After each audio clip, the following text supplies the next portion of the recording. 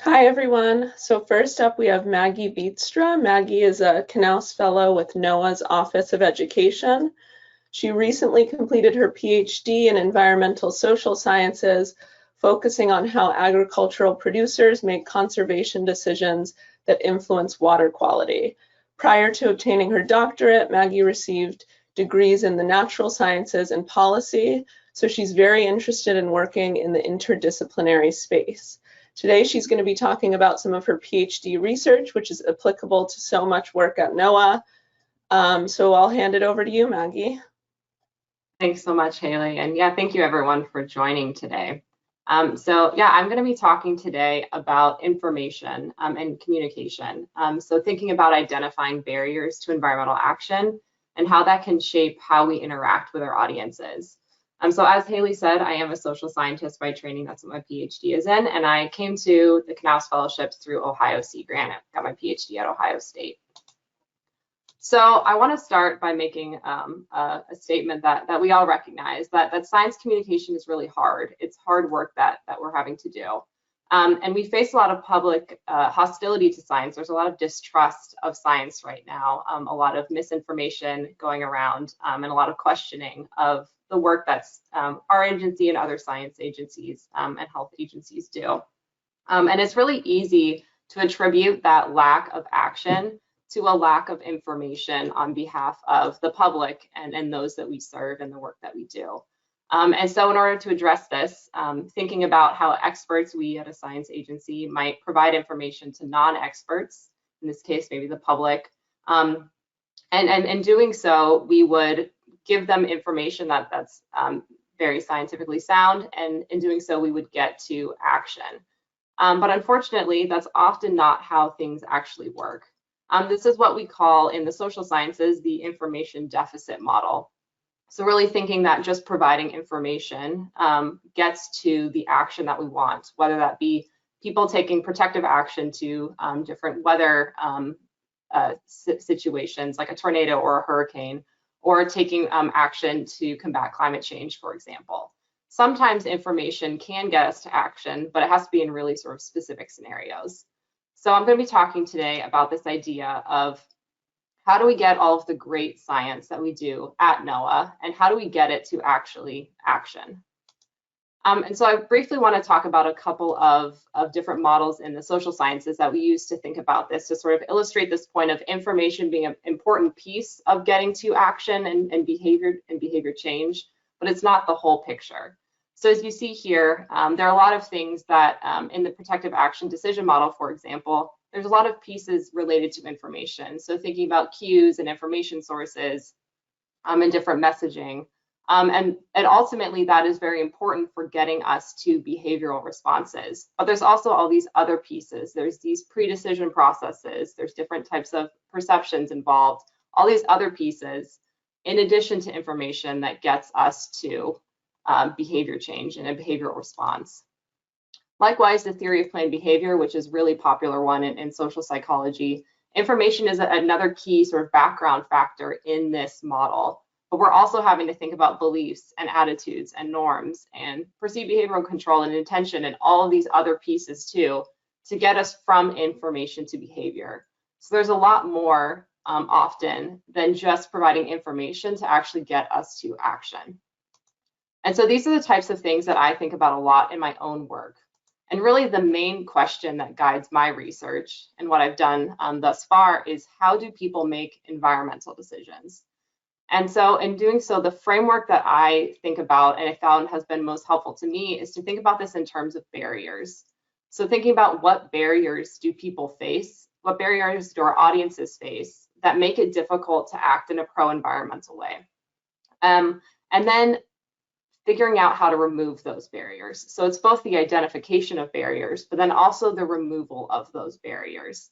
And so I think about this in two ways. I think about internal barriers. So these can be things like attitudes or values or a lack of self-efficacy, for example.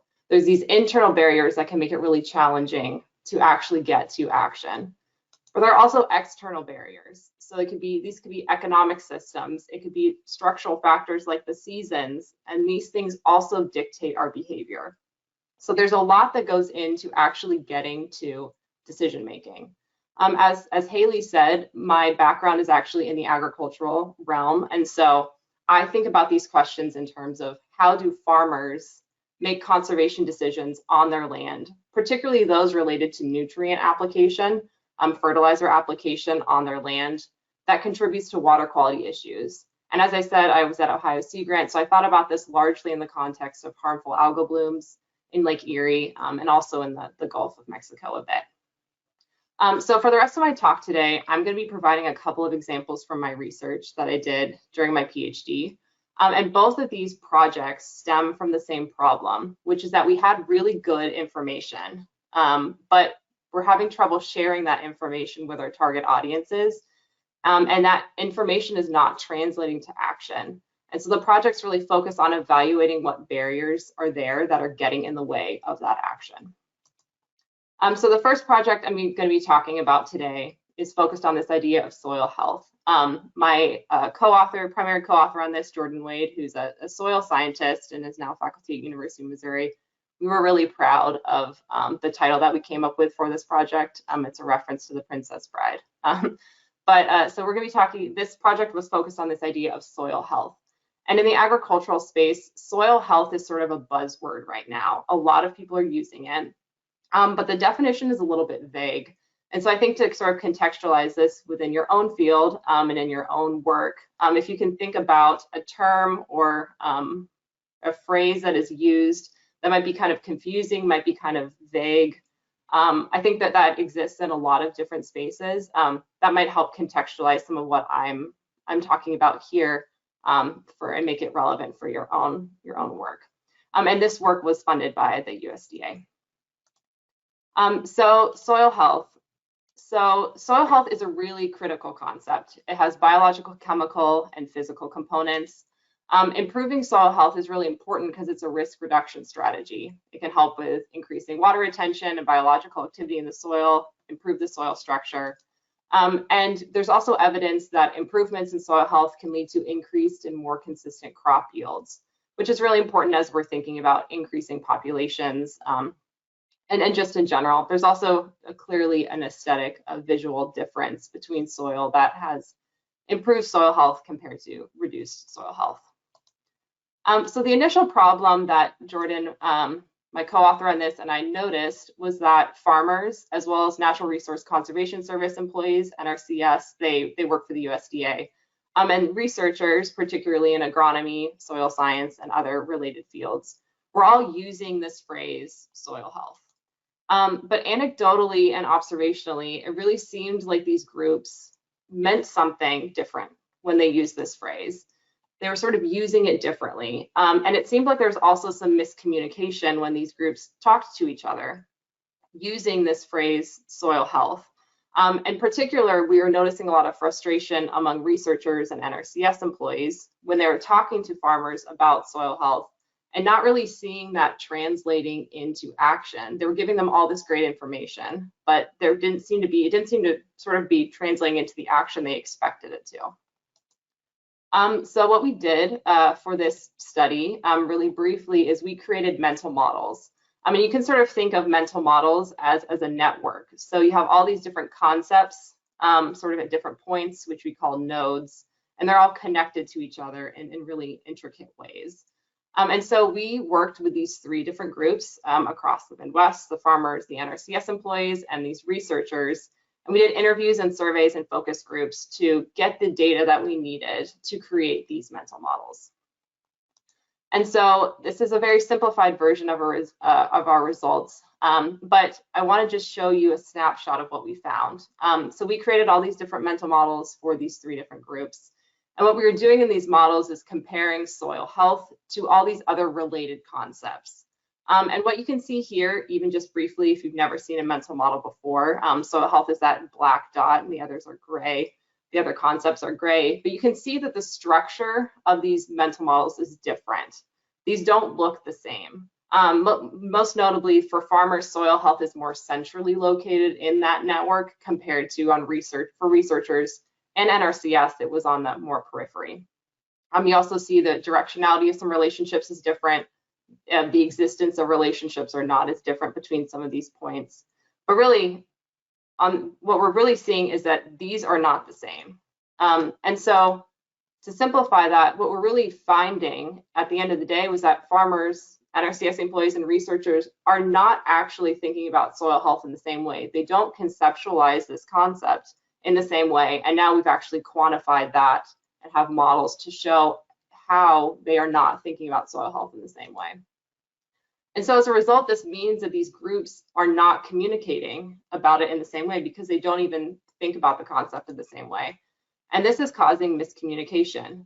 So we're seeing a failure to convey important information about soil health. We have great information about how to improve it, about what soil health is in its biological, chemical, and physical forms. And there's so much great scientific information we have about it. We're having trouble conveying it using the language that we currently are, this soil health language. And as a result, we're having issues getting to action. If you're interested, this is in a paper that we got published last year, if you're interested in digging into details more about it. So the second example I want to talk about today is from my dissertation research, and this is something that I'm currently working on getting published. But it's this idea of scarcity and farmer cognitive changes. And so this is work that was funded by NSF as well as the Ohio Sea Grant. So scarcity is a concept, we've probably all heard the term before. It comes from the behavioral economics literature, and there are a number of authors, including the folks I have here and this bullet point who've worked on this as well as others. But really it boils down to this idea of having less of something than you think that you need. And so as a result, when you have limited resources, and here I'm talking mostly about money or time, when you have limited time, you have to make trade-offs. You can't do everything. When you have limited money, you can't buy everything that you want or even need. You have to make choices and trade-offs, and that takes cognitive space. And so as an example to sort of illustrate this, thinking about how someone who lives paycheck to paycheck might think differently right before and right after payday. So if we're thinking about someone right before payday, they might be, if they're living paycheck to paycheck, they might be experiencing scarcity. They're really thinking about how they're spending every dollar they have left. How are they going to pay for groceries? How are they going to pay for gas? How are they going to pay for their next bill when they have a limited amount of money? And so that thinking about money in this context takes up a lot of cognitive space. After payday, however, there might be that sense of relief. It's like, okay, I have money in my account now, so I can pay for gas. I can go get groceries. There's sort of that sense of relief, and that immediate stress of having enough money to live sort of disappears, at least temporarily. So this is sort of a temporary feeling of scarcity. And so what I want to really point out here is that before payday, when someone's experiencing scarcity, they're really thinking primarily about the short term. It's really hard for them to think about like, oh, a year from now. No, they're really thinking about like today and tomorrow, because that's sort of the decision timeline that they're able to exist on. However, after payday, if you are not resource constrained, you have the privilege of being able to think more long term. And you can think about long-term goals and do some long-term planning. So there's this real cognitive switch that occurs when someone experiences scarcity. And so what I really want to emphasize here is that experiencing scarcity, which is this temporary change in cognition, it appears as a temporary reduction in cognitive performance. So because thinking about money, for example, when you're right before payday and money is really tight, takes up so much of your cognitive space, your cognitive performance is actually temporarily impaired. And so I was really interested in thinking about this in the context of farmers in the Midwest and crop farmers specifically, not so much livestock farmers. Because farmers, like some other occupations, but farmers are pretty extreme. They're really reliant on the calendar.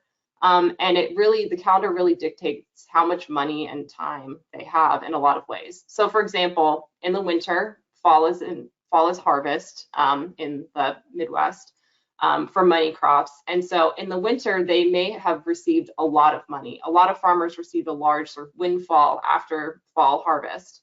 And so they have a lot of money, and they also have a lot of free time because the ground is frozen. They're not actively planting or harvesting or doing anything like that. So they have a lot of money and a lot of time. And you can compare that to a time like in spring, when planting is occurring. There may be less money coming in because they got that primary windfall in the winter, but they're exceedingly busy. They're working 18, 20-hour days. They have almost no free time during planting. So farmers experience these huge swings in their financial and their temporal resources throughout the year. And so what I was really interested in is trying to understand if farmers experience seasonal scarcity. And this is really a barrier then, because if they are experiencing seasonal scarcity, you may not be able to get information across as well to them at particular times of the year, because there might be cognitive changes that are experiencing across the year. So this is what I studied. So I actually did cognitive testing on farmers in Ohio at multiple time points in the year, and then compared this with multiple different groups of farmers across a couple years. And was really looking to see if we were seeing seasonal scarcity, so having this reduced cognitive performance and reduced resources. And to really simplify my results, what I ultimately found is that 84% of the farmers that I engaged with experienced seasonal scarcity. So they have this reduced cognitive performance as well as these reduced resources, and very few did not experience this to some extent. So the takeaways from this are that farmer cognitive performance did change across the year, and this has a direct impact on their decision making, because it leads to an inability to think long term. And not being able to think long term, or being in a scarcity state, has real consequences. So most agricultural conservation practices, which is what I was really interested in studying, really require long-term thinking. For example, a winter cover crop requires long-term thinking. And so if farmers aren't able to think long-term, that makes it really challenging for them to use these practices. And we see that reflected in that many of these practices, conservation practices, have really low adoption rates across the Midwest. In parts of the Midwest, cover crop usage is as low as like 5%. And we really need those rates to increase in order to reduce nutrient runoff into waterways and to reduce the threat of harmful algal blooms and all that comes with that, and improve water quality. So this also relates to thinking about presenting the same information at different times of the year, getting a different response. So really what we're seeing is that the timing matters of all of this, and that presenting the same information at different times of the year could get a really extremely different response. So the response could be as different as action versus inaction. You could get these really different responses to this great information that you're providing, but you're getting a very different action outcome. So the quality of the information may be great, but the receiver, your target audience, may not be really in a mental state to be able to act upon it. So thinking about timing, the sort of structural barrier and constraint that influences behavior, but also sort of influences cognition, is a really sort of different framework for thinking about barriers and about adoption of conservation practices.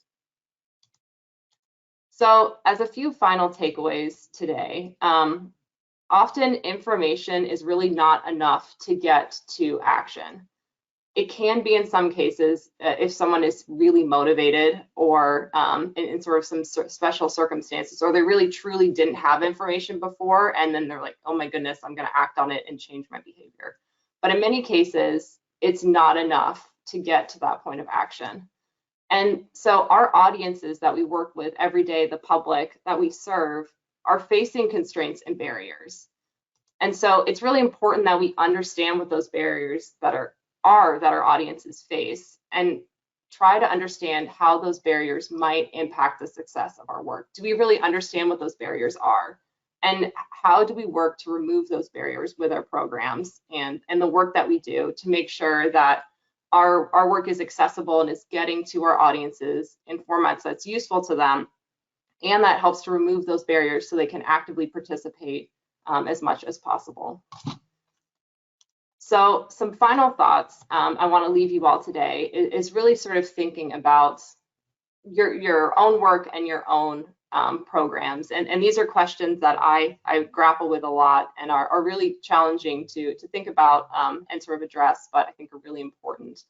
So how do we think about communicating science? And sort of are we right now, are we operating in an information deficit model? Are we assuming that getting information out is enough to get to action?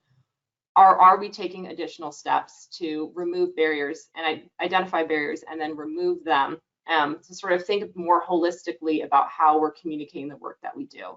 Because regardless of how great information is that we have, just giving that information to someone doesn't necessarily mean that they're going to take action and do something with that. So with that, I'm happy to take any questions. Thanks so much. Thank you so much, Maggie, for your presentation. So audience, we have about 8 minutes actually for your questions. What I'd like you to do is put them into the questions chat box and I will read them to Maggie. But before I begin, Maggie has provided her slides as a handout. So if you're interested, please feel free to download them from the handouts menu, which is also in the GoToWebinar control panel. So Maggie, we have a couple of questions here. This Great. first one arrived in the middle of your presentation and it asks, why are there not 3 models? Are all NRCS employees researchers? Oh, no, that's a great question, and apologies if that was confusing. That was really just a decision based on spacing on the slide. The NRCS model looked relatively similar to that of the researchers. It wasn't identical, but yes, that was more of a space decision for the slide, just to show that there are differences, since I didn't want to necessarily talk about all the distinctions and the analysis we did with those networks. But all of the models are in that paper that was on that slide. But yes, NRCS aren't exactly the same as farmers or as researchers, lean closer to researchers than farmers, but that was more of a decision based on aesthetics of the slide. Good old slides. This next question first starts with a compliment. Thanks for this very interesting talk. And the question is, what is the next step then in using the term soil health? Yeah, absolutely. No, that's a great question. So we made some recommendations in our paper for thinking about this. So we tried to get this information out in a lot of different formats. So we wrote blog posts, did some other work. But the paper is in an academic journal, and so the target audience of that is largely going to be researchers and NRCS and USDA employees for the most part. And so in that we suggested sort of trying to understand this farmer knowledge and conceptualization of soil health. So trying to study that model that we present in that paper, and then from there, going and thinking about how their own communication about soil health aligns or doesn't align with that. Because it's not that every researcher maybe is taking an approach that's not the most effective, or every NRCS employee, but there are certainly some sort of on the aggregate, the models are showing that there's a mismatch there. And so our suggestion was to try to understand the farmer model and then try to adopt that as a starting point for communication, so that even if you want to sort of shift how a farmer might conceptualize soil health, if you use a common starting point, which is where the farmers are starting from, and you can potentially move to that other point, but starting at a common place at where how a farmer understands it seems like a good point, so that you're at least not immediately having miscommunication in terms of how you're thinking about that term. Excellent, thank you. There's a bunch of questions coming in. This next one asks, can you talk about how to apply what you learned in your dissertation research to environmental/ocean/Great Lake literacy?